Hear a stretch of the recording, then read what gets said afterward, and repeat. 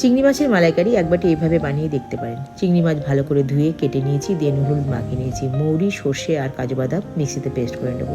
কড়াইয়ে সর্ষে তেলে চিংড়ি মাছটা হালকা করে ভেজে তুলে নিয়ে তার মধ্যে 2টো ছোটো এলাচ ফোড়ন দিয়ে চিংড়ি মাছের পাগুলো দিয়ে একটা গোটা পেঁয়াজ, ককলি, রসুন, জিরে গুঁড়ো, আদা বাটা, নুন হলুদ লঙ্কা গুঁড়ো দিয়ে বেশ করে মশলাটা কষাবো।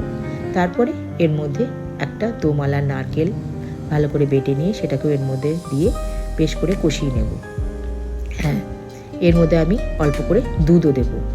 এবার তার মধ্যে আমি এই যে কাজু বাদাম বাটাটা করেছি সেটাও দিয়ে নিয়ে নাড়াচাড়া করে নেব। দিয়ে তার মধ্যে চিংড়ি মাছগুলোকে, ভাজা চিংড়ি মাছগুলো দিয়ে হালকা করে নাড়াচাড়া করে নেব।